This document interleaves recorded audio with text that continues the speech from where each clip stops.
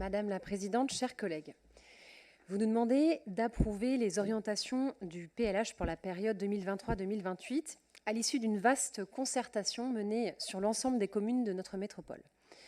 Vous avez, par l'intermédiaire du vice-président en charge de l'habitat, M. Honoré Puil, pris soin également de consulter les présidents des groupes d'opposition au conseil municipal de Rennes, M. Compagnon et moi-même, ce dont nous tenons à vous remercier. L'autocritique que vous avez formulée sur le bilan du PLH en cours nous a dans un premier temps réjouis.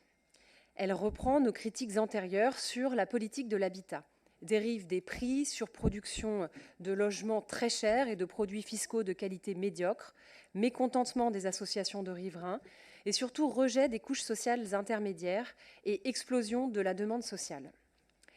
Hélas, face à cela, vous nous proposez comme préalable à ce nouveau PLH d'augmenter la production de logements à 5 000 par an.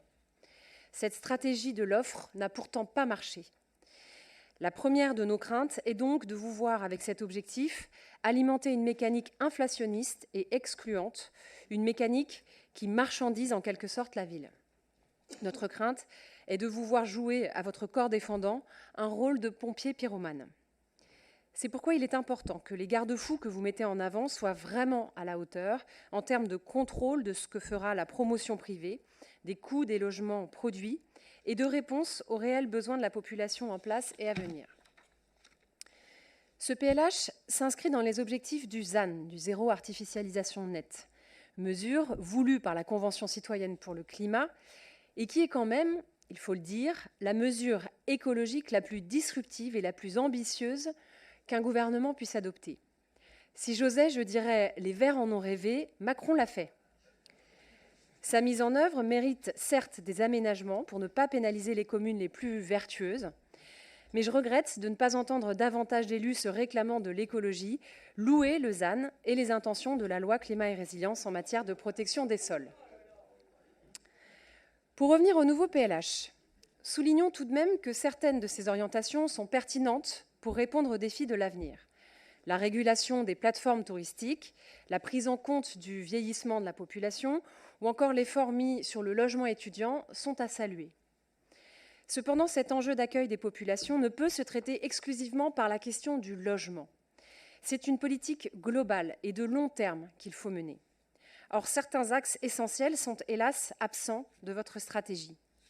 Citons les transports. Nous l'avons dit et nous continuerons de le marteler, la décision courageuse et visionnaire qu'il nous faut prendre est la prolongation des 2 lignes de métro, de manière à connecter la ville-centre à sa périphérie. Cette mesure, certes coûteuse, c'est presque le coût d'une 3e ligne de métro, nous l'assumons, permettra de répondre d'une part au problème des bouchons, persistant et qui n'a pas été résolu par l'ouverture de la 2e ligne, et d'autre part de rendre accessibles les emplois rennais au reste du territoire pour faire diminuer la pression sur le logement rennais. Un autre axe important se trouve dans une stratégie de développement économique audacieuse et volontariste, menée bien sûr en concertation avec les communes, pour permettre l'émergence de pôles d'activité et d'emploi en dehors de la ville-centre comme de nécessaires contrepoids. Enfin, et c'est sans doute le cœur du problème de votre stratégie, ce nouveau PLH ne propose pas de réponse assez ambitieuse, à notre sens en tout cas, à l'enjeu de la mixité sociale. L'INSEE Bretagne a pointé de manière inquiétante un phénomène d'évasion des couches moyennes vers les périphéries de Rennes Métropole, et pas seulement d'ailleurs de la ville de Rennes. La métropole rennaise est donc en train de devenir un territoire à 2 vitesses, avec au centre une ville de Rennes fracturée entre des foyers aisés qui ont les moyens de se loger dans le libre et des foyers très modestes habitant dans le parc social, et en périphérie, voire même à l'extérieur de la métropole, des classes moyennes, contraintes pour beaucoup de venir travailler en cœur de métropole. Nous avons déjà alerté sur ce sujet. La production de logements destinés aux couches moyennes est jusqu'ici un angle mort de votre politique de l'habitat. Le phénomène que Jérôme Fourquet appelle la démoyennisation doit être pris à bras-le-corps et figurer au centre de votre politique d'habitat plutôt qu'être traité par des actions marginales ou ponctuelles.